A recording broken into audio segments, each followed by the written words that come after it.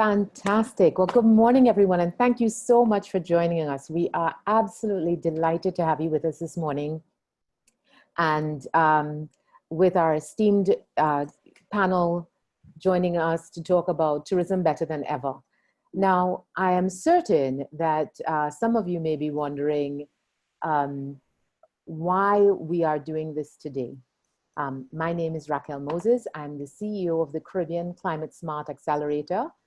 We are responsible for getting the Caribbean aligned and working together to focus on climate action. So I'm sure you're wondering, why is a climate action organization, one talking about tourism, which not necessarily the cleanest, greenest of industries, but in order for the Caribbean to protect itself against these exogenous shocks and to make the changes that we would like to see, we have to build upon what is our foundation, our economic foundation. And our economic foundation at the moment is tourism. And the thing that we are fighting so hard to protect is this unbelievably gorgeous environment that we have. And so what we're hoping to do today is to talk to you about how we can make tourism, bring it back, build upon that momentum, and to continue to grow and to develop that solution and reopen safely and create a tourism product that is better than ever in the time of COVID. Many of you, if you are from the Caribbean, you would have heard about our desire to diversify, and it is a conversation that we've been having for the longest time. And so with the shock that tourism has taken, you may be saying, well, you know, this is a great opportunity to diversify, but we need to diversify from a position of strength and not from one of weakness. And so in order for us to build upon that foundation, what we want to do is to not reduce tourism to increase everything else, but to keep tourism and to keep that growing, but to grow everything else along with it, so that we are creating a sum total of more for the region. When we hear the conversations, certainly in the developed world and especially in the US, when they're talking about, you know, our choice is public safety and health versus our economic recovery, there is no either or. We cannot survive if we are not healthy, and we cannot have economic strength if we are not healthy, but we cannot sustain our livelihoods if we do not have healthy economies. We have to be able to work and feed our families. And so there is no choice. That is a false equivalency. The objective is that we have to be able to do both, and to do both well, and to do both equally. And so the measures that you're going to hear about today from our panelists are, how are we going to build back better? How are we going to reopen safely? How are we going to make the things that we do work, both from a public health perspective, but also from an economic perspective? So our objective today is to create some momentum towards action and to give you a little work to do. So when we get to the end of this discussion, we are really going to have a bit of a call to action for you to roll up your sleeves and get involved, and to get your hands dirty, to do something towards building our economic recovery and resilience in the region. And I hope that you join us in doing just that. We are planning to answer 5 questions in this discussion this morning. The first one is, how do we reopen safely? The second one is, how will tourism change? The third is, how will air travel be safe? The fourth one is, how can we innovate and build something that's even better? And the fifth one is, how will you participate in this process? Our panelists today, and I'm really, really quite delighted because we have a phenomenal group of panelists who have joined us this morning, and I will introduce them shortly, and they will answer the questions that I've just presented, and then we will open up the floor for questions and answers. I see that a lot of you have already started talking in the chat, so I know that you have the ability to ask questions, and we hope that we can get to those questions and start engaging you directly in this conversation. So our first panelist this morning is Dr. Joy St. John. She's the Executive Director of the Caribbean Public Health Agency, CARPHA. She is also the co-chair of the Caribbean Accelerator, our organization. And she is, what most people don't know about her is she's quite an accomplished dancer. I have seen firsthand, and she is absolutely a fantastic dancer, and it is something to behold. Neil Walters, Acting Secretary General of the Caribbean Tourism Organization. Neil is inspiring in a number of different ways, and he will be talking to us this morning about how will tourism change and his vision for the new path for tourism. What many people don't know about Neil is that he is not a tourism person at all, but he's come from a background of finance. So he's brought a really different and interesting, unique perspective to tourism. And he said to me that this has been the most rewarding job that he's had because he really feels the ability to do something. Cornel Costa, I am absolutely delighted that we have the Chief Customer Office of Virgin Atlantic with us. And if you know, we are, the Caribbean Accelerator is being incubated by Virgin Unite, which is the foundation of the Virgin Group. And so this is why I know you're probably thinking, how is it possible that we could attract such an esteemed speaker like Cornel Costa? And that is why, because we have such a fantastic relationship with Virgin. And Cornel will be talking about how will air travel be safe and the protocols that they are putting in place in order to make that possible. Cornel just got a new grill that he is trying out, and I think that it's really quite fun. So hopefully he'll tell us a little bit about what he's grilling as he tells us about how air travel can be safe. And then finally we have Jensen Sylvester, who's the country manager of Cable and Wireless Barbados. And he's going to tell us a little bit about and talk to us a little bit about how do we innovate. Now, Jensen and I go way, way back. We worked together at Fujitsu. He went to high school with my husband. And we have too many stories to tell between Jensen and I. And so welcome back into my life, Jensen. It's really, really good to be reconnected with you, and certainly happy to be having this conversation. So we will start with Joy. Hopefully Joy's slides are queued up and she is ready for us to hand over to her. And we will ask Dr. Joy St. John to talk us through how we reopen safely. So I'm going to stop sharing. Good morning, Raquel, and I'm going to start sharing. Mm-hmm. Have you stopped sharing? Okay. I have. Okay, good.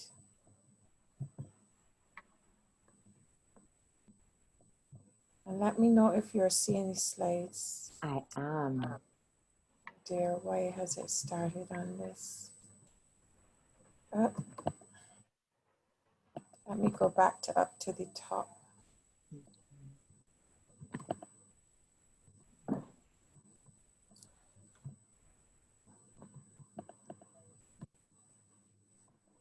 It'll get a bit cooler in September. So now that we are finally ready. The weather in Croatia. I'm really excited to be in this webinar. And I had a listen to what you were saying before. And our review of what we will do 5th to the 12th. Oh dear, someone. Anna, we're hearing you. Can you mute?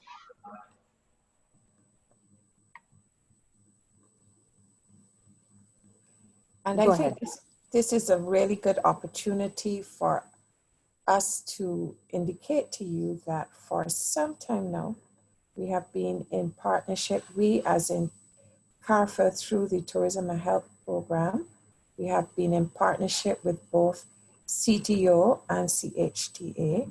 So it's a great pleasure to be working with Neil again. We work quite a bit together.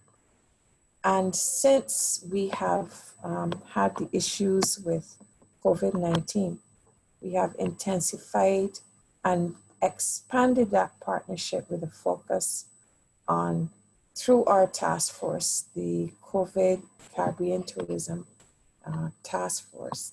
So you're going to be getting an idea of some of the ways in which CARFA is acknowledging that tourism is a major part of the Caribbean economy. We're not thinking that it's going to go away anytime soon. And so we have worked with our tourism partners to ensure that we can have a safe return to tourism. So a little bit about what we do. You can see that our vision is healthy people, healthy spaces, healthy Caribbean. And we're the amalgamation of 5 regional health institutions. And we're very young. We only started working in 2013. And our role is to find resources, communicate in a way that everyone understands what is happening, provide advice to non-health sectors, and we've been coordinating the public health response from a health security perspective. So this just gives you an idea. CARFA actually started working, although we didn't know that we were going to have a pandemic. We started working with the security cluster of Caricom since November last year, when we upgraded the status of epidemics in the region as a threat to our national security. And then when we realized what was happening on January 4th, we started working with the CMOs long before we had importation. And this is just a snapshot of some of the work and some of the products that you will find on our website that we have produced to support the member states of CARFA and the Caricom region throughout the COVID issue. You will notice that we started off very slowly with our cases, but you will see that the rate of increase has got more. And we're hoping that now we've returned to tourism, we will keep things under control with our support to the member states.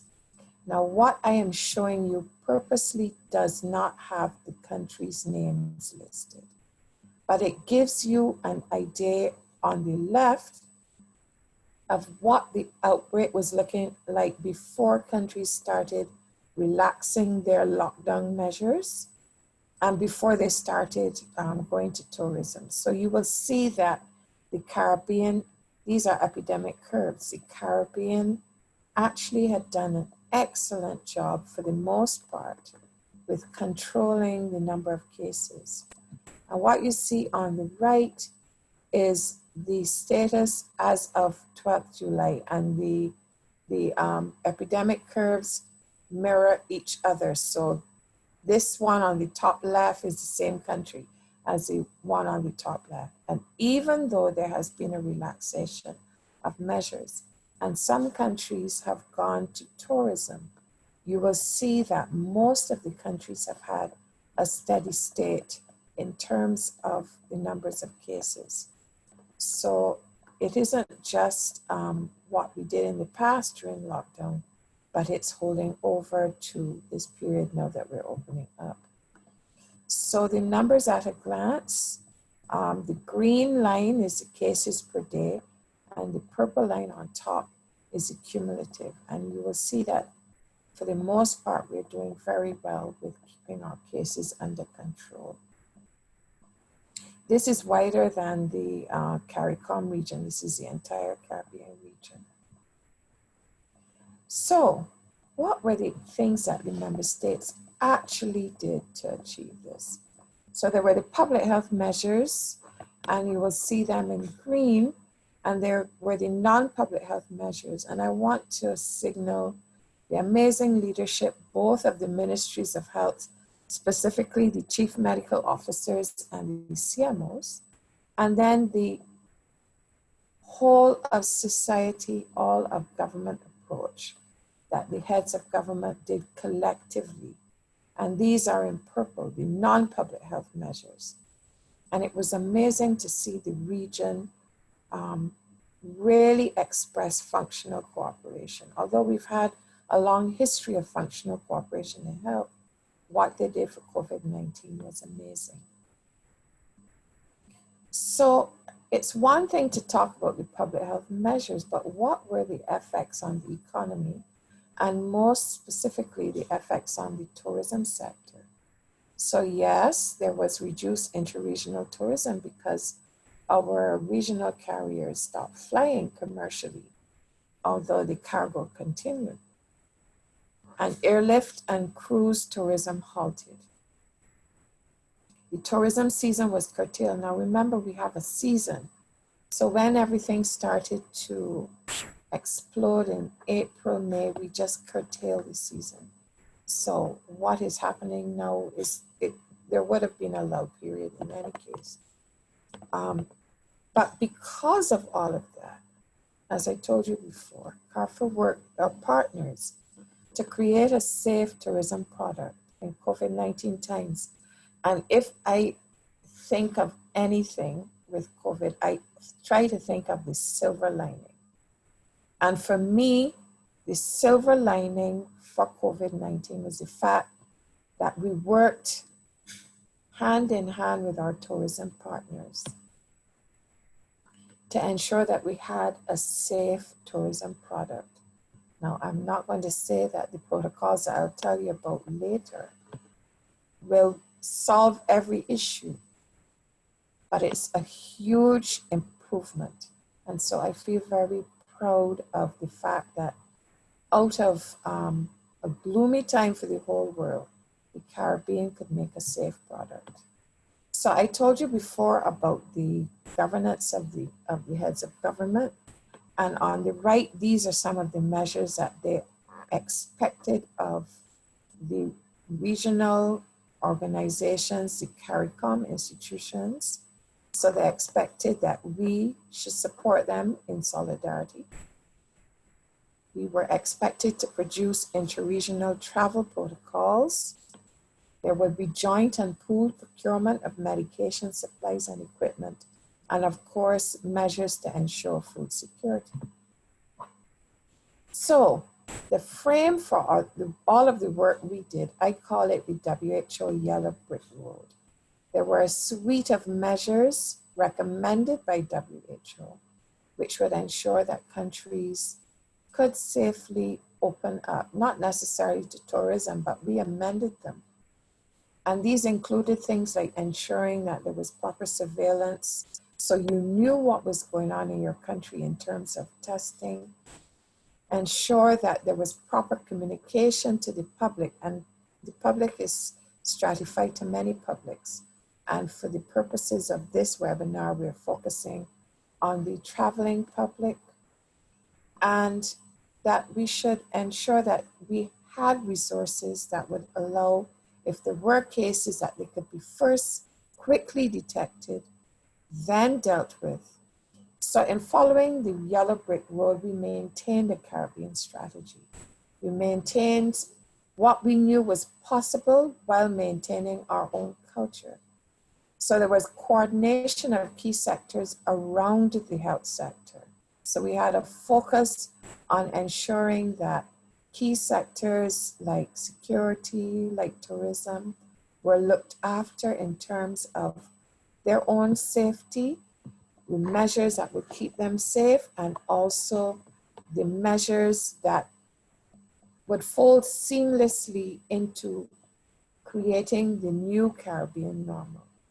And of course, we prioritize certain sectors like education, because we have to continue with the education of our young people. And then we design purpose-built protocols as well. And throughout all of this, we have been monitoring and evaluating at the national level, also at the regional level, and with our Caribbean Tourism Task Force. So what are the practical considerations? Because anyone who knows me, they know that I need to be sure that we've boiled everything down to the simplest way of getting the job done. So, practical considerations: sharing safe travel protocols with the sending countries, the countries that are sending visitors to us, which reduce risk of importation. And on the other side of the coin, exportation of cases once they've come to the Caribbean. And we also need to do this by having access to a volume of reliable, quality, rapid testing. Now, right now, the gold standard is PCR.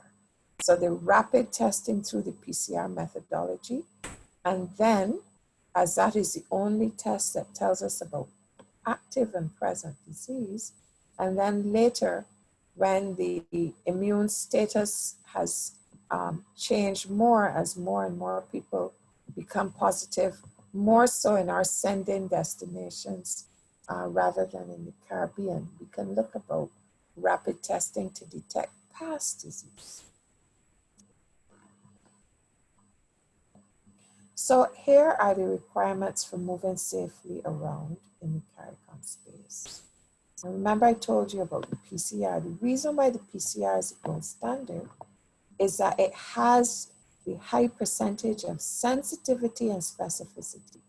So we're actually picking up the virus, and we're actually picking up just the COVID-19 virus and nothing else in the corona family. So this was important for travelers and frontline workers, the proof of negative tests, increased screening regime by the commercial conveyances, and these include things like the temperature, but even before that, a lot of our countries have instituted online travel questionnaires, and then the appropriate use of PPE and COVID-specific protocols. Of course, you cannot have all of that without persons doing their own measures. So social distancing, masks, hand hygiene, stay at home if you're ill, and of course the use of quarantine as appropriate and according to national authorities' protocols. And then proactive tourism and health measures. And here we're also letting you know about the Caribbean Travel Health Assurance Stamp. I know that other regions are thinking about this or have actually started this. And in the Caribbean, you will hear something about the bubble. And the bubble is the space where we know that the measures and the risk of disease outbreak have been up to a certain standard. And so we feel that they are safe for travel. And the sending countries which have controlled their epidemics have different requirements in the bubble.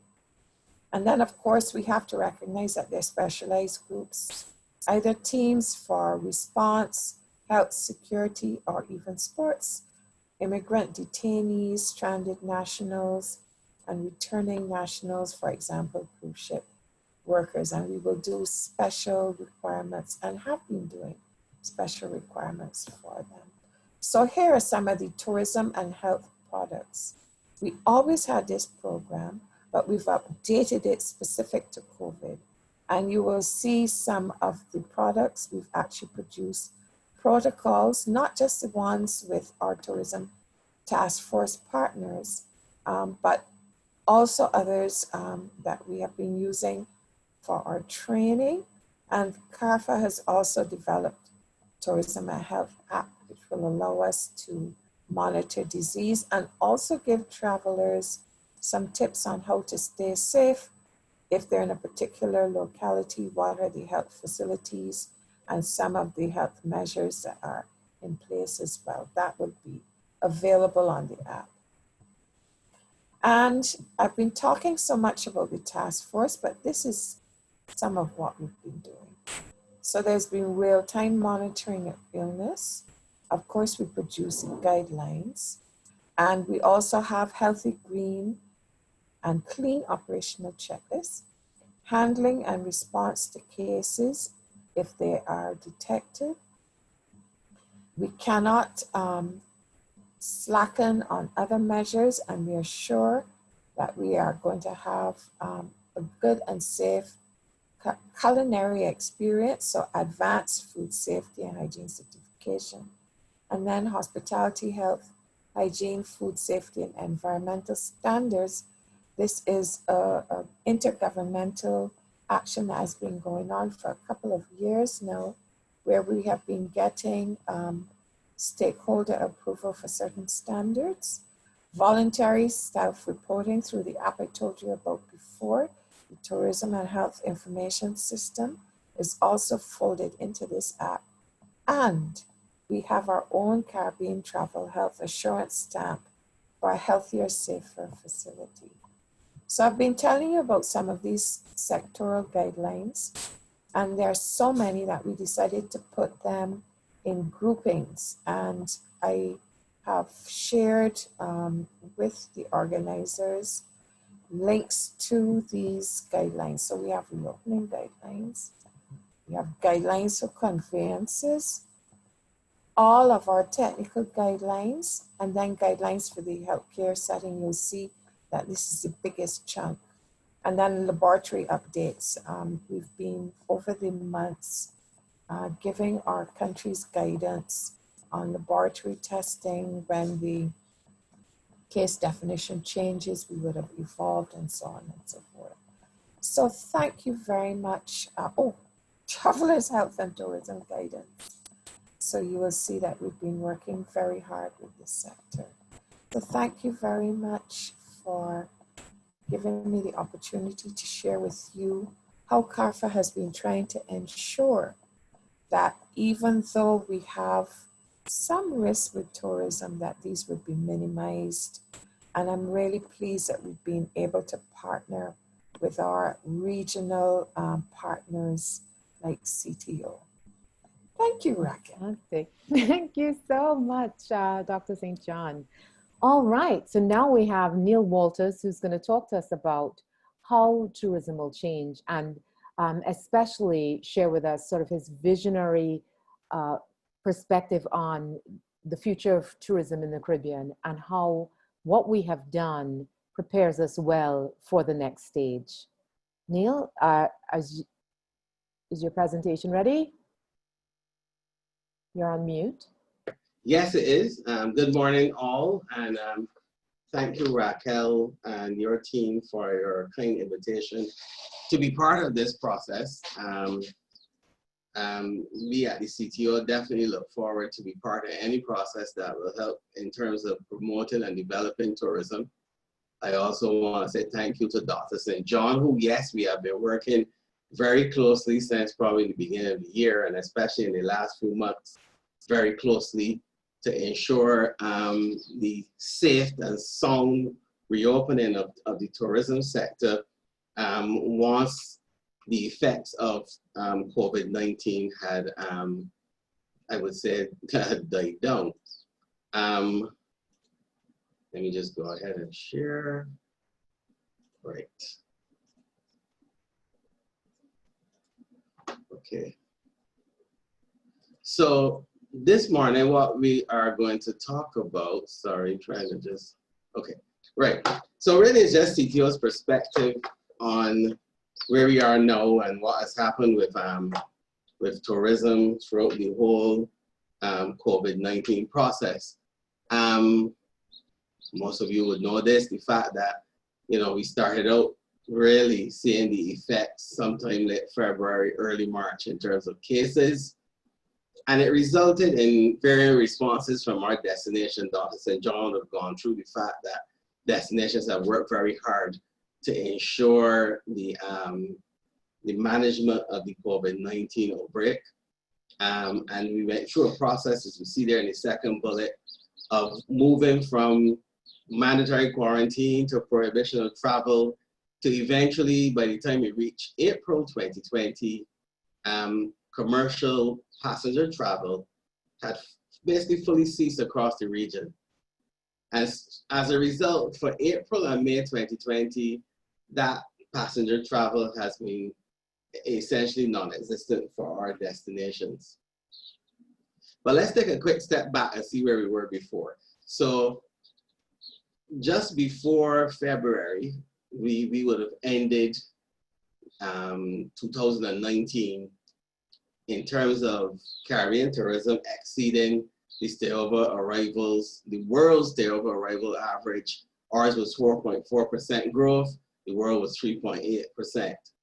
And as a large part of that was as a result of destinations affected by the hurricanes in 2017 doing a really tremendous job of rebuilding their plant, rebuilding their product to the point where they were able to receive visitors, in some cases at pretty much full capacity by the time we got to the end of 2019. Some destinations were still going through a rebuilding process, but it was a very significant effort which actually led to that growth rate, as you see there.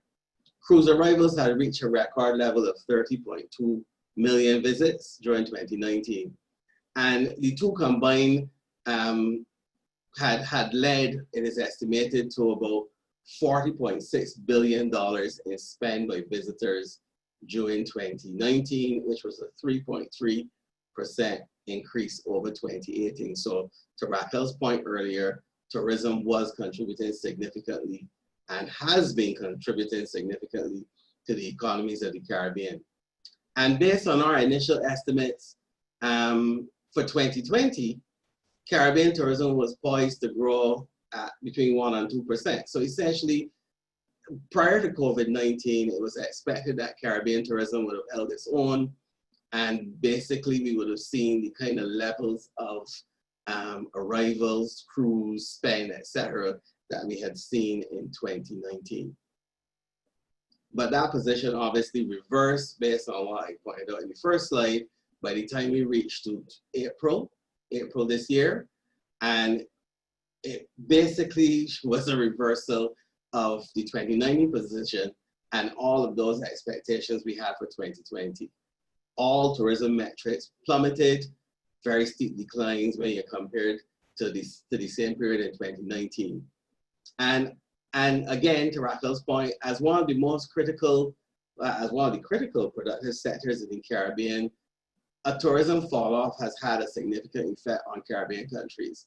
In March, the CDB was predicting up to 30% reduction in real GDP and up to 60% increase in public debt by the time we reach, I think at that point they were looking at the last quarter of 2020. And further from that, we have seen the high employment rates in the sector. And for the period that we are looking at as well, April and May, when essentially there was no tourism activity, we have seen continued central government revenues being reduced. And even into June, despite the start of other sectors of the economies after lockdown. So after lockdown and activity started, you were still seeing the reduced central government revenues, which are a clear indication of the significant contribution tourism makes to those revenues. So back now to where we are. Commercial travel, passenger travel has started with some of our destinations. And understandably, that is at a much slower rate than we would have had prior to lockdown. People are tentative about traveling because of concerns about COVID and so on. So, you know, and also airlines, and I'm sure our colleague will talk about this, are also recovering from their situation where they've had limited commercial passenger travel, especially from an international standpoint, so that there has been an issue in terms of routing, in terms of rescheduling flights, et cetera, So we are back, but with basically a trickle of arrivals. The travel experience as well is different from that which existed prior to lockdown. And we've heard a lot about the new normal. And in the case of tourism, the new normal is a much more integrated tourism and health, set of tourism and health functions. And this is very necessary to ensure that our destinations are safe and healthy for visitors, and by extension, our locals, but I'll get to that in a minute. And basically, all Caribbean destinations that have reopened have first crafted protocols to manage travel under this new normal. And that speaks for itself. They have not just opened because of the need to open, but first look at their individual situations, assess where they are, and as Dr. St. John would have pointed some of the measures out, assess where they are and ensure that their internal capabilities can be met by the protocols that they put in place to manage visitors when commercial travel restarts. And as I alluded to just now, the protocols are also designed to preserve the good COVID-19 statistics. The COVID-19 outcomes that we've had so far that have been lauded have given the Caribbean region accolades internationally during the crisis to date. One of the greatest positives coming out of the crisis has been what Dr. St. John also alluded to, the collaboration across the public health and tourism sectors, and very importantly, collaboration between the public and the private sector. It is not that it does not happen or has not happened in the past, but it has been very heartening the way how the collaborative efforts have taken place. It is like as if persons in the various sectors all recognize that once the need to collaborate, the fact that there is nobody with the answer to these problems, and that I think the old saying was 2 heads are better than 1. It is always best to have people bringing different ideas to the table to come to the best solution. And that certainly has been the experience that we've seen during this crisis. And during the lockdown period, there have been various initiatives by stakeholders to provide information for tourism practitioners, training of tourism staff where possible, and specifically in the case of CTO, assisting members with product development. Information sharing has been critical in this period.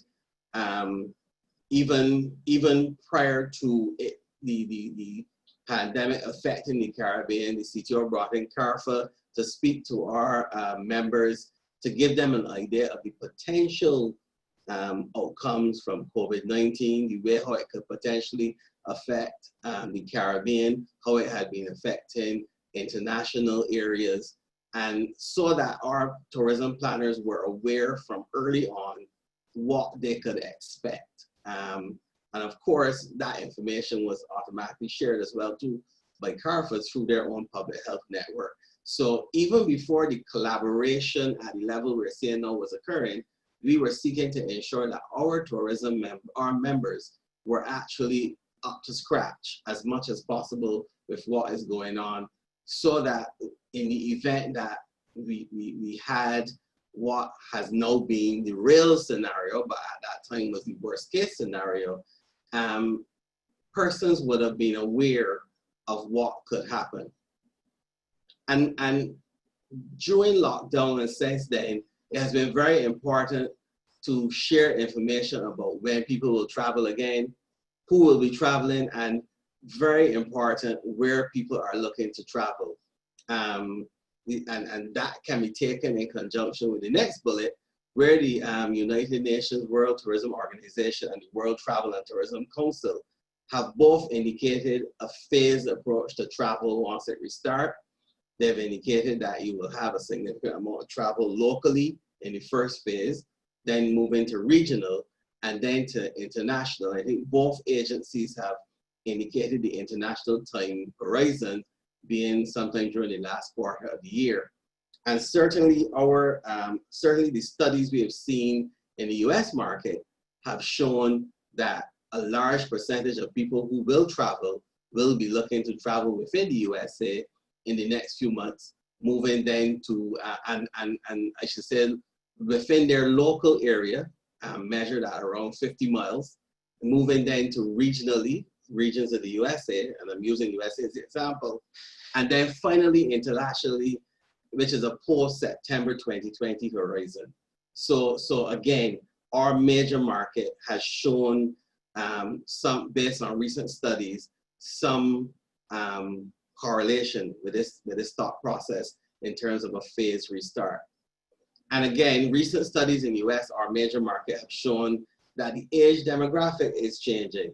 The age group most likely to travel is millennials, who are seen as more intrepid travelers, who are not necessarily as concerned about the issues with COVID-19 as will be an issue in older age groups, which have been, and those older age groups have been the age groups that we've seen to a very large extent come into the Caribbean, so that it is now necessary for our destinations to look again at who they market to when they're promoting their destinations post-COVID. The lockdown period has also given the opportunity for retraining to be done by tourism stakeholders. And initially this would have been general training in terms of keeping staff members, especially in accommodation, up to scratch on new trends and so on. But by the time we reach the process of reopening, that integration of tourism and public health have mandated the retraining of tourism professionals, especially those who will be interacting directly with visitors. And Dr. St. John would have mentioned the Caribbean COVID-19 Tourism Task Force, which is made up of the Caribbean Tourism Organization, Caribbean Hotel and Tourism Association, the Organization of Eastern Caribbean States Commission, Caribbean Public Health Agency, obviously, and the Global Tourism Resilience and Crisis Management Center in Jamaica. We put our heads together and came up with a set of guidelines and checklists that were seen as like a baseline level of checklist that countries and tourism entities could use to help them ensure that they are ready to restart tourism. And training is ongoing, because I think the last couple modules are happening over the next few days. But training has happened in the area in terms of sensitizing tourism ministries and agencies, accommodation sector, food and beverage sector, ground transportation, and sites and attractions. The idea here being to look at the sectors that were most likely to be available or open at the start of the reopening of the sector, to ensure that persons working in those sectors were brought up to speed of being able to work in a new normal, integrating a health function that would not have existed when the sector closed towards the end of March or into April. And the idea again is to ensure that Caribbean tourism is ready to hit the ground running once set new visitors. So how the industry is changing. Caribbean tourism product is well known internationally. I think it speaks for itself. The second slide I did shows how well known it is based on the results we had in 2019. People know about the Caribbean, and that is through the individual promotions of countries, as well as the promotion of regional agencies, including the CTO, in terms of promoting and marketing the Caribbean tourism product. So with the new normal, everyone is regaining market share. Pretty much tourism and travel had stopped. It hadn't fully stopped, but relatively speaking. So in the new normal, that market share the Caribbean had is available, but a similar process will be gone through by every travel and tourism region in the world. Regaining that market share will require some changes to the product we offer. I already mentioned that we're now looking at marketing to a different group of people. And in addition to that, we're also marketing in a strained environment, an environment where people are concerned about their health and in turn about their safety. But it offers an opportunity to highlight our intrinsic assets and that undoubtedly increases our competitiveness. The Caribbean is a unique region, and we need to find all possible ways to properly use that uniqueness in our marketing.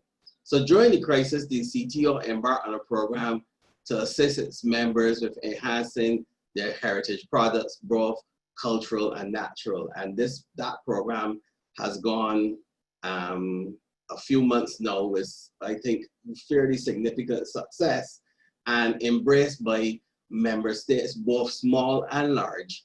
And I think our members recognize the need to have that edge, to have the ability to show the world that it's not just sun, sea, and sand, but there are other things you can come to the Caribbean for, other things that set us apart.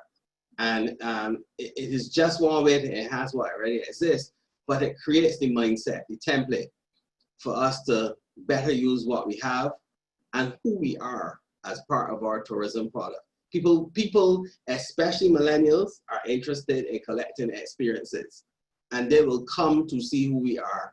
And we need to be able to show them properly, and so that that product sells itself. And that is exactly what CTO is hoping to help our members to expand on. A lot of them are already there. It is not a new area by any stretch of the imagination, but we're trying to help our members see how they can better expand their product. The Caribbean has always been a resilient region. We have faced many challenges in our recent history. I'm talking like 20 years, from the September 11, 2001 attacks through to the hurricanes I mentioned before. And then there was Hurricane Dorian last year, and now we have the 2020 COVID-19 pandemic. Different instances, but instances where the Caribbean has shown as a people how resilient we are to come back in some cases in record times and recover from actions that, you know, for small, open, vulnerable economies has been remarkable. And I think that given all that we have done during COVID-19, as even highlighted by Dr. St. John just now, sorry, as highlighted by Dr. St. John just now, these challenges and our combined efforts have made us stronger, and have helped us to face negatives to reach the position we've had at the end of 2019, of course, minus the COVID 2020 pandemic. But the reality is those lessons we have learned can be used with COVID-19, individual and combined efforts. And the Caribbean has been at the forefront and recognized by the World Health Organization as being, for our management of the crisis, that is a very sound stepping stone to be on. And that is a very sound stepping stone to step off of as we reopen the sector. I mentioned some of this before. The Caribbean is one of the most desirable regions when it comes to travel, due to the diversity of the product, elements of the existing product I mentioned, and safety and security, which is on par with and often exceeds other popular destinations. We have proven over the years that as a region, we are able to offer people an experience in a safe environment. And our response to COVID-19 and post-COVID-19, as long as we continue to keep the standards in place, the measures in place, and our successes today, give us a very strong marketable position internationally as we restart the sector, even for the small region that we are. When tourism began years ago, I think it was the 1700s it was, or 1600s, no, can't remember offhand. No, the Caribbean, it focused on health and wellness. And as I said, by keeping the measures we've put in place, the strong measures in place, and maintaining the healthy status that we've maintained during the pandemic, our region will be seen by those intrepid post-lockdown travelers as a healthy and safe destination to visit. It is a case where, yes, people are looking for somewhere to go, but not just anywhere. And if we can offer that right balance of experience, safety, health, not that we're going to have people have droves flying to us because of the issues in terms of routing and so on, but our destinations will be front of mind in terms of new visitors looking to travel once COVID lockdown in their own areas is removed. And interestingly, and this speaks to the dynamic nature of the process, countries that have started have created protocols, as mentioned before, but we've also seen situations where some of those countries have revised and are reassessing their protocols. What we need to recognize is that this is a dynamic process that we're in, and a successful destination or a successful region is one that will constantly be assessing the protocols put in place. And that last point there, our success in the new normal, it will result from our collaborative efforts and our proven ability to adapt to what will likely continue to be an evolving COVID-19 environment for some time to come. There's talk about a vaccine, but that is still a ways off.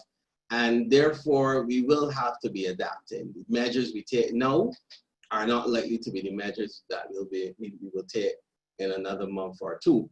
But the adaptive nature of the Caribbean people, I think, should really help us in terms of being able to recover and hold our own post-COVID. Raquel will be pleased to know that I'm done. This is our CTO website's links to a lot of the information I mentioned today, and especially the second part is the task force guidelines and checklists for reopening. So I thank you very much, and I will wait your questions and the further discussion. Thank you. Wonderful. Thank you so much, Neil, and thank you so much for the wealth of information that you've presented.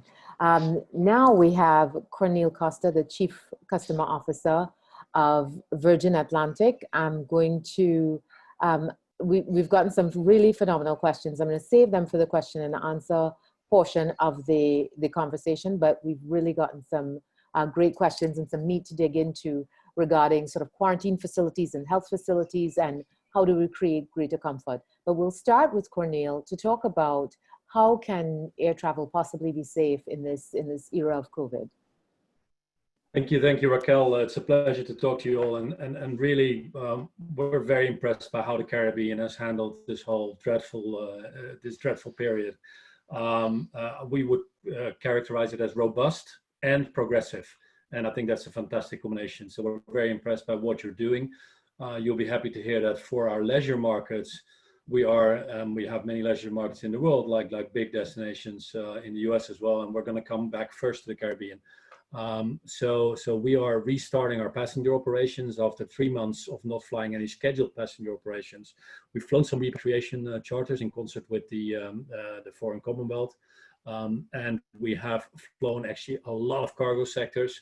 We've also brought essential goods around the world, kept supply chain running, brought protective equipment into the health service here in the UK, but we haven't flown passengers on scheduled services. We're starting coming Monday with a flight to Hong Kong, then we add LA, we add JFK, and after that, our next destination on the 1st of August is actually Barbados. So that's our 4th restart destination, which is fantastic. On the 1st of August. I'll give you for the other islands also a view of how we'll develop from there on. After that, it'll be a bit of a wait until early October when the season really starts.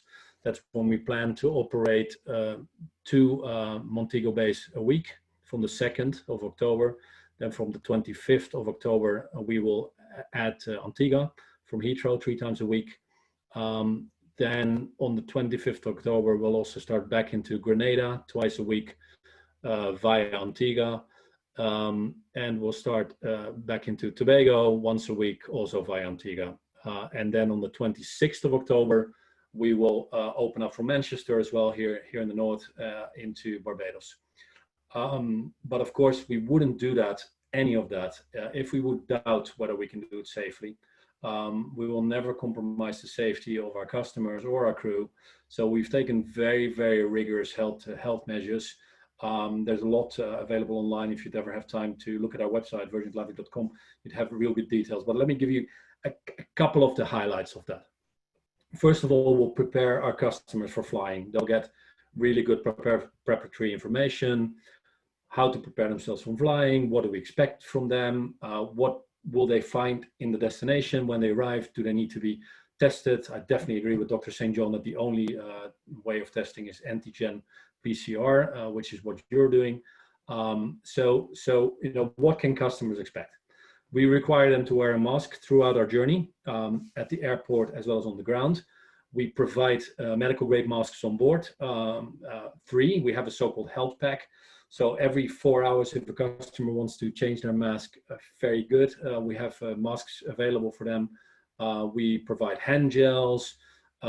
We provide wipes. Of course, we will meticulously clean all cabins before departure. And we've added from the start of this crisis a process called fogging. It's an anti-static spray that gets into all the nooks and crannies, as we would say here in the UK, and that really sterilizes the onboard environment. And then, of course, we hand brush with you know, hospital grade products, everything else. But then if the customer still wants to clean their own space, double clean, triple clean, it's all about that. Very, very welcome to do so. So it's about rebuilding that confidence. It's about being clear what to expect. And the onboard environment, it's important to say, is one of the safest on the planet, really, because also of the filters that modern aircraft are equipped with. It's called HEPA filters. They remove 99.999% of all the bad stuff in the air, contaminants, bacteria, viruses, with a vertical airflow. That's really important. If on top of that, everybody wears medical grade masks, of course, including our crew. And if on top of that, we have you know, the cleanliness I just described, but also we have amended our service to limit the interaction between the crew and the customer. We love that interaction, so we're a bit sad about that. I think, you know, Monday with passenger flying, if my crew could hug a passenger, I'm sure they would, but of course they can't. So we'll keep a little bit more of a distance. We'll have more limited interaction, but we will, for example, deliver hot food that's been controlled right from the very controlled catering unit onto the tray table of the customer while it's been sealed, and we've made sure that nothing could have contaminated in the process of getting into the customer. So that's where we are. We're also reintroducing some limited alcohol on board of our flights. And as Neil said, it's dynamic. We will always reevaluate. In fact, myself, I'm flying to Hong Kong in and out because I'm not even welcome in Hong Kong yet, living here in the UK. But I'm flying in and out just to make sure that everything works on Monday and it all comes together the way we want it to come together. And we will evaluate and adapt. That's what we've done from the start of the crisis. When it comes to the health measures, we have taken on our repatriation flights or on the flights before we seize them, or whether it's on these health measures, or actually dynamically also adjusting to make sure that the airline survives that onslaught. I mean, Neil described as well how tough it's been for aviation. It's been incredible. I don't think we ever thought we'd go through this, but I know that many of you feel the same out there. I have to just add that we will come out as a smaller airline. We are restructuring quite heavily, and we have to. We have absolutely safeguarded our future, but we had to take difficult measures. One of the measures that will be recognized in the Caribbean is that we have retired the Queen of the Skies. The 747s are unfortunately gone, which is sad. It's a beautiful aircraft, but on the other hand, we'll fly only very, very modern twin-engine aircraft to the Caribbean. And you know, the Caribbean Climate-Smart Accelerator, we appreciate your work so much, Raquel. We'll be happy to know that therefore by unit, we reduced our impact actually per passenger flown by about 18% since 2007. And now we'll reduce our carbon impact again by another 10% just by going to, you know, the modern, most clean, most young fleet in the sky. So those are some of the things we're doing. We will adhere to social distancing on the ground. We will board in small groups from the back of the aircraft to the front.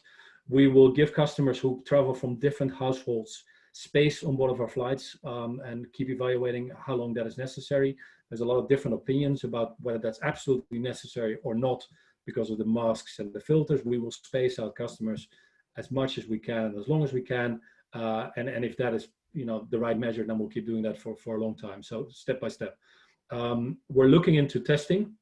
Some destinations require it, like you do. We also here in the UK are talking to the government. We have a 14-day quarantine into countries that are not yet on the air corridor, air bridge, safe sort of country list. And there we think that a negative test, a negative PCR test, should be a good exemption to the quarantine. So we're working on that. I believe I've covered most. I just want to talk to you a little bit about a couple of trends. There's a couple of trends that we see that were basically already there, but they've been accelerated by this crisis, by COVID. One of them is sustainability. We believe that there'll be even bigger drive for sustainability in the future, and that's a fantastic thing, so close to our heart. Two is health. It's always been there, but it's going to come way more at the forefront, and we believe it's here to stay as well. Three is touchless, and we're innovating as much as possible so that our customers don't need to touch much. And that, of course, takes some time, because before you can put new technology on the plane, you need to certify it and all of that. But we'll go more touchless also at the airports. Four is local provenance, contributing to your local economy, which goes for you and it goes for us and to local economies. And maybe, you know, why would you travel far if you can stay close? And of course, web savvy, right? Even my grandma uses Amazon nowadays. So everybody's converted very, very rapidly. So that's exciting for us, and we'll innovate. Although right now, of course, my innovation budget is not as large as I would like it to be, because this is about it's about safeguarding the future. But we will innovate, and we'll innovate creatively, and we'll make sure that we benefit from those trends. Long haul is discretionary. You know that a holiday to the Caribbean is discretionary. And for now, we'll have to just get used to less customers. So we'll have to delight them even more, and you know, tap into different segments, as was mentioned before, and that's essential. And I actually like your idea for differentiation as well, where you know, leisure, but I hear because of the 12-month Barbados welcome stamp, you can come and you work for a while in the Caribbean and do your job from there. I love that. I'm going to talk to our chief executive right after this call, Shai Weiss, to see if he'd accept me basing myself in the Caribbean for a while. That would be really good. So letting the customer know what to expect, reacting quick to their input and feedback, giving them peace of mind, showing them how thorough we are about all these measures. And that, of course, doesn't only go for us, it goes for you as a destination. It goes for all your wonderful facilities and your processes on the ground.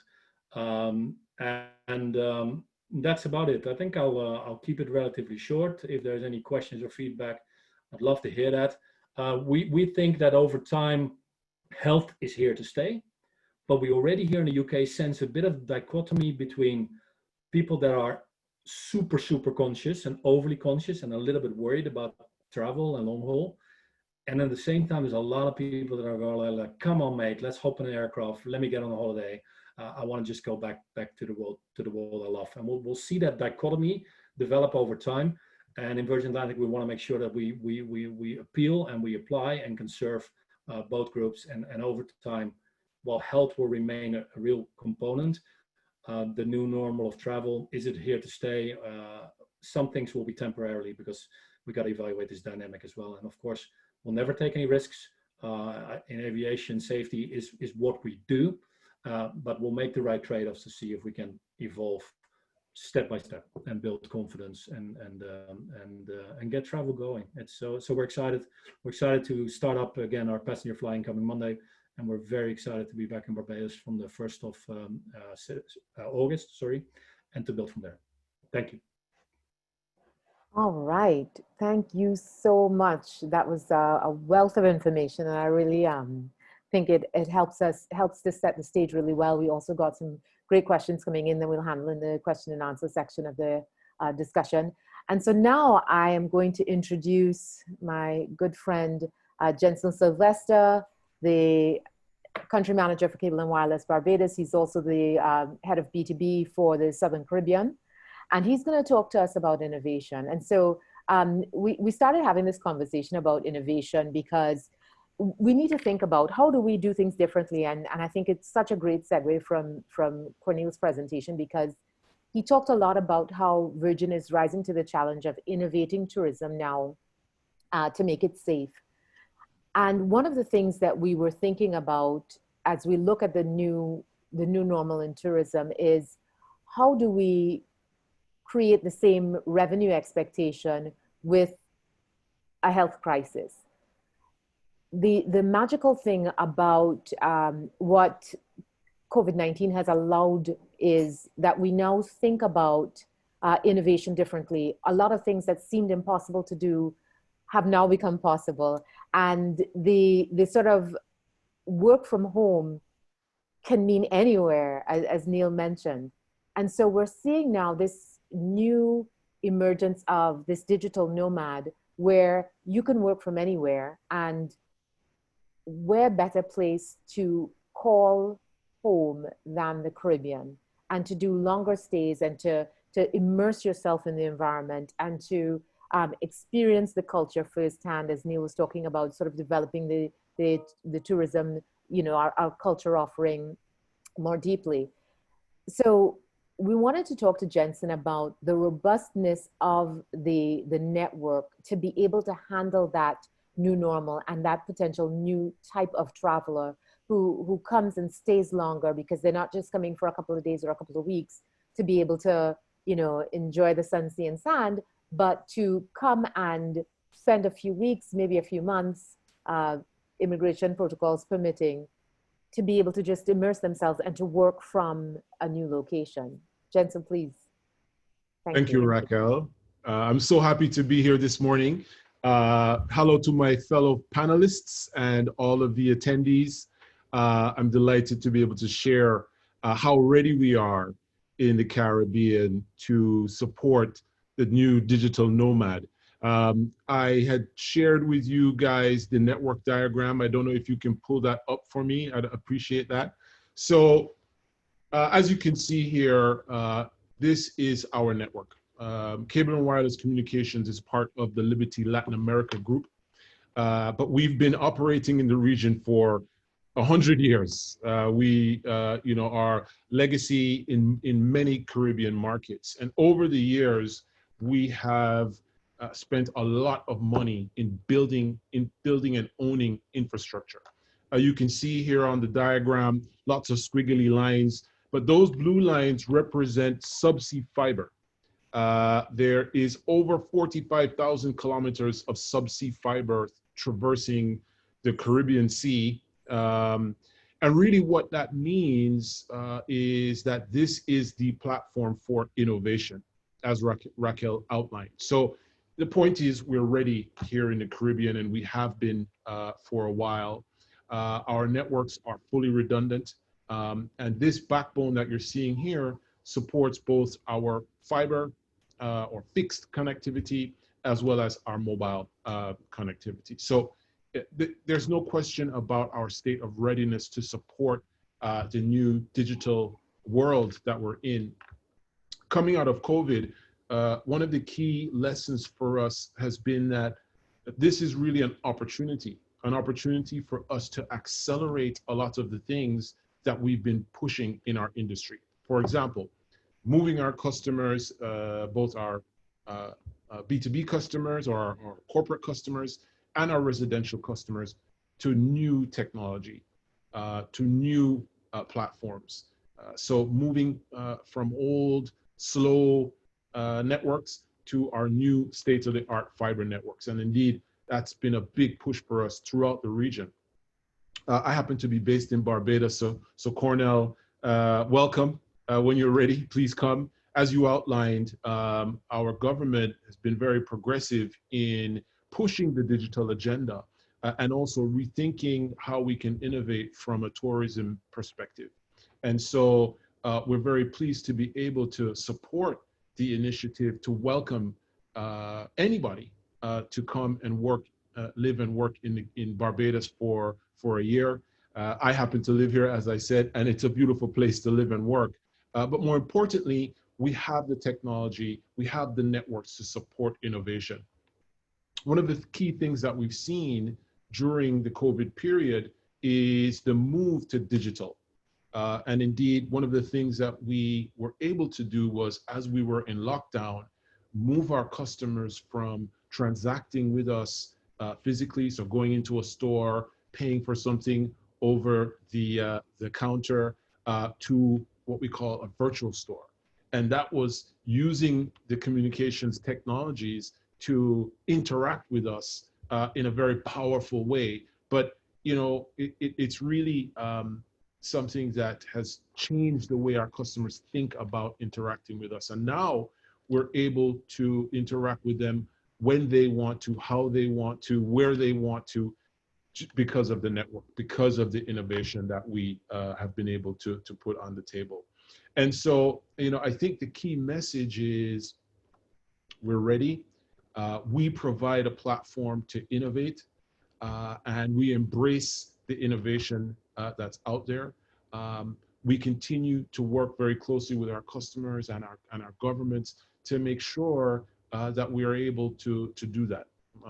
In Barbados, we are fortunate that we have a full fiber network covering 99% of the island.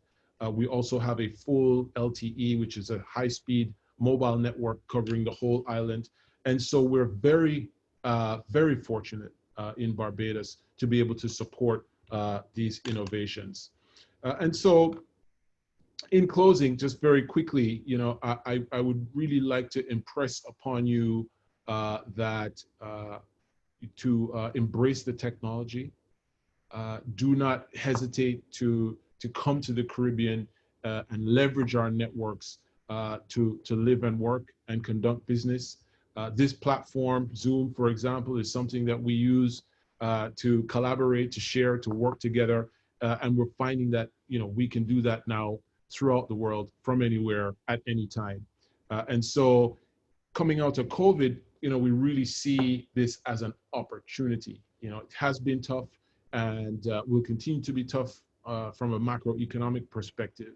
But this is an opportunity for us as a region, as a people, and as a company to really now accelerate the use of technology and the new digital world to help us grow, to help us live, to help us play and entertain ourselves in a much more submersive way. So I think my call to action is reach out to us, reach out to me. My email address is jsylvester@cwc.com. My LinkedIn handle is Jensen Sylvester @linkedin.com. So please reach out to me and let's talk, let's share, and let's discuss the opportunities that you have, both to live and work in the Caribbean, or if there are any business interests that you have. Also, as we think about how our tourists come in and the support that they need to continue to communicate with loved ones back home, we can do that. So that's it from me, Raquel. I'm conscious of time. I just wanted to spend 5 minutes. Thank you so much for this platform. And I'm here to take any questions that you may all have. Thank Jensen, you. thank you so much. That was phenomenal and very, very gutsy move to share your email address. So we're going to dive straight into the questions. The first question is for Cornel. So if our panelists can come back on screen, that'd be great.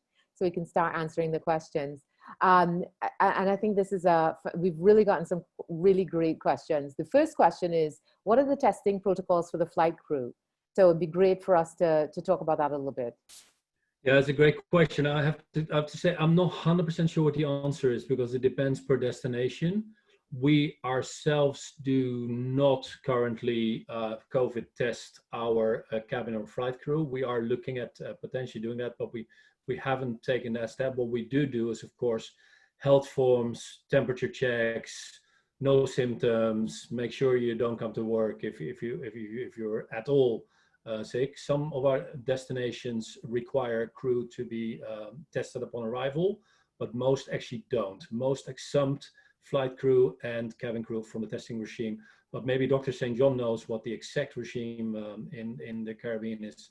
I'm not 100% sure. My team would know for sure and would adhere to the protocol for sure. So there hasn't been a regional testing protocol, but a lot of the destinations are requesting PCR testing from a certified provider between 72 hours and 7 days before travel. So it varies. What CARFA has been trying to do is to compile all of the different requirements so that there would be one website, or we can share it with others so that you can get an idea of what the different requirements are. Thank you. Thank you for jumping in.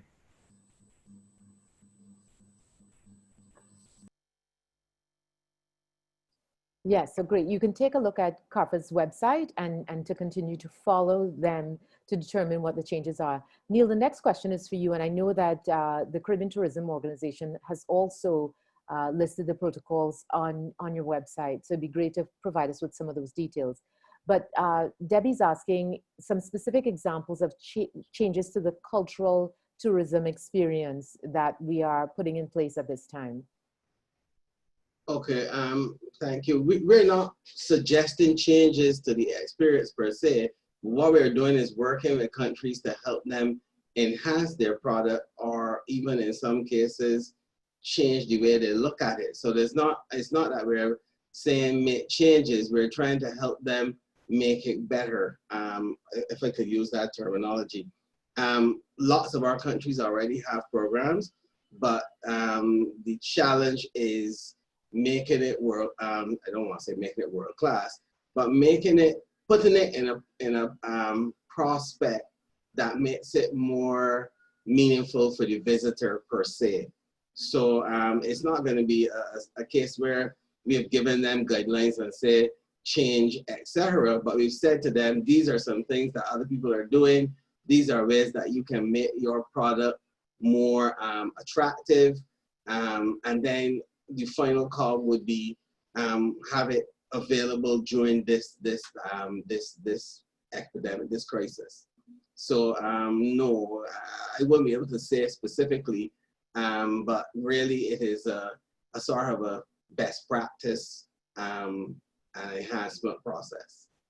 Yeah, but we are looking at sort of more immersive types of tourism experiences, right? To be able to, you know, if we can't get the same volume of visitors, that at least we're deepening the experience with each visitor. Exactly. So yeah, it's a case where a lot of what exists will be retained, but it's just a case of helping people to be able to market it better, and rolling it into what is the existing product. For instance, a lot of our countries have fairs. A lot of our countries have how should I put it? Activities related to cuisine that have not been utilized as part of the mainstream product. And in a lot of cases, it is oftentimes by word of mouth that people will find out. A case where you go to a hotel and a taxi driver will say, if you want to have some really good fish, come to so-and-so. But then when you get there, it's not necessarily something that may be up to a particular standard. So the idea is to try to use the things that are indigenous to the country to enhance them, to roll them into being part of the overall tourism product. And we have some countries that have done some really, really good work in it already, in this area already, who are actually there in the process, sort of like sharpening their pencil. So it's not that we're actually giving them changes, but we're just helping, you know, learning from each other really is what is a key part of the process there. All right, so we have two different questions that I think are directed at Jensen.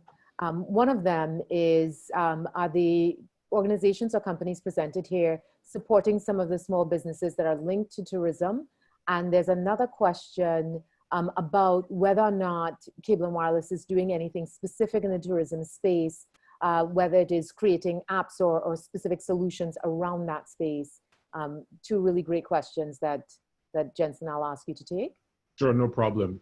I'll take the first one on small business. That's a very interesting question. Last year, we actually launched a new brand, a new business unit within Barbados called Flow Business. And that platform was really aimed at SMBs.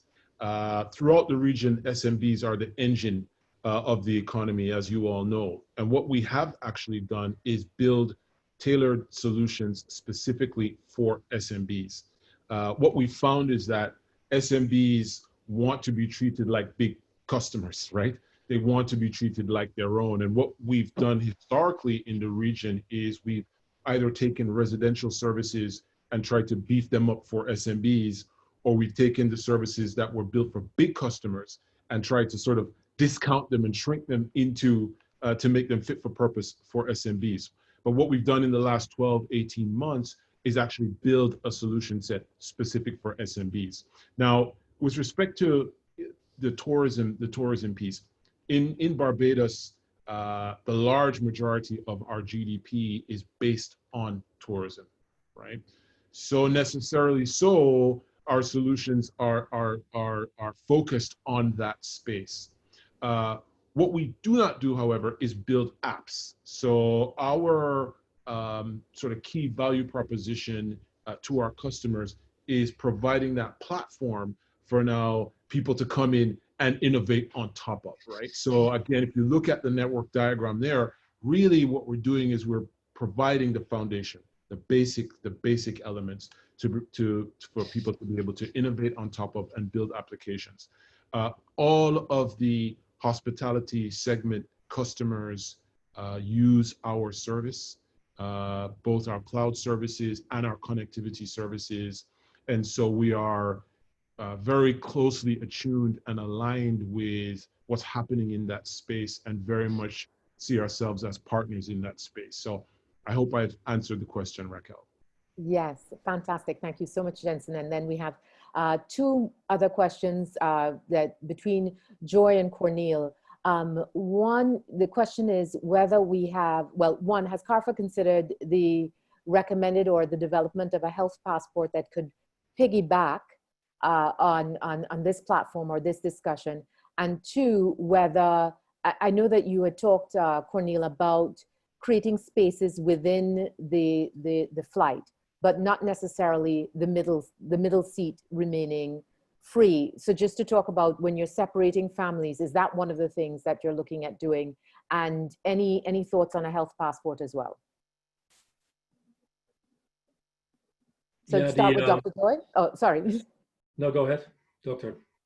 Okay, so in terms of the passport, no, we haven't thought about the passport.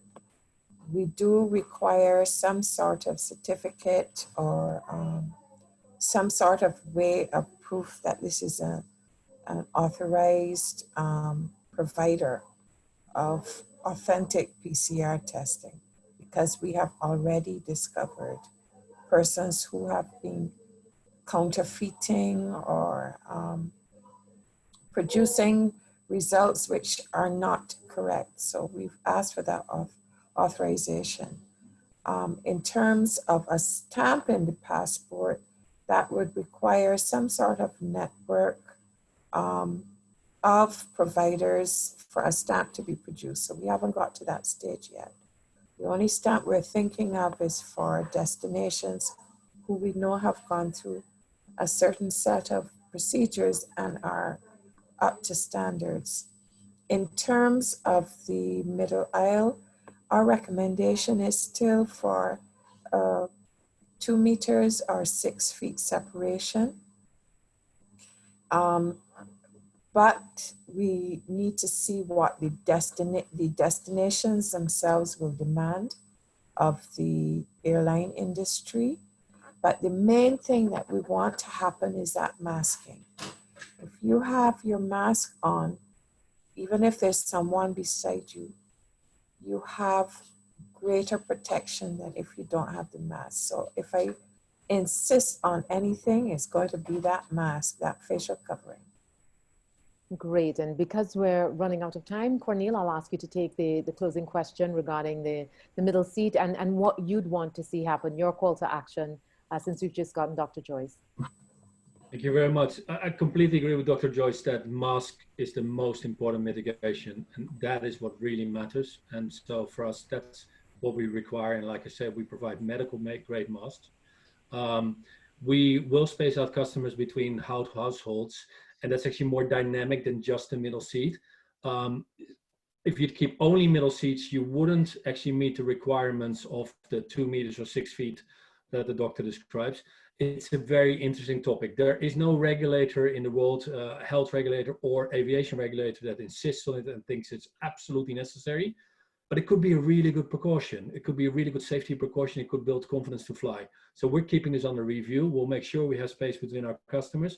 And if we have to do something like that, for now, actually, with flights being rather light, unfortunately, but spaces of abundance, if they would fill up and it's required to keep the middle seat empty, we would. So under review for us. My ask would be for you and for everybody listening, book a flight, please. Preferably a Virgin Atlantic, but really can be any flight, because I think we need to get back in the skies and then write about it, shout about it, explain that it's actually not so bad. And then when you take precautions, it actually really can work, like shopping in the supermarket with precautions can work. So we really believe that there's a place for transport, that health and travel can go hand in hand, as one of our speakers mentioned early on as well. Health and living can go hand in hand. So please check out our website for details, virginatlantic.com. It's all there. You can exactly see what we're doing. Many of our partners and competitors are taking the right measures too. We believe there's a place for travel in this world, although Zoom calls like this are great too. And it's lovely to see you today and to hear everything. I actually learned a lot, and I'll bring that back into Virgin Atlantic, and that will also further boost our confidence that was already strong, but also our customers' confidence that they can return to the Caribbean and have a great time and be very safe at the same time. Thank you. Please start traveling and write about it, I would say. Or Well, blog about it.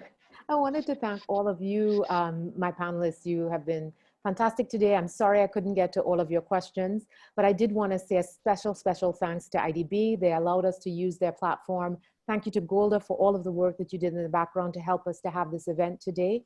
And as much as you would imagine that, you know, from a climate change perspective, that the airline industry and travel in general has an impact, we have to be able to fund some of the changes that need to happen.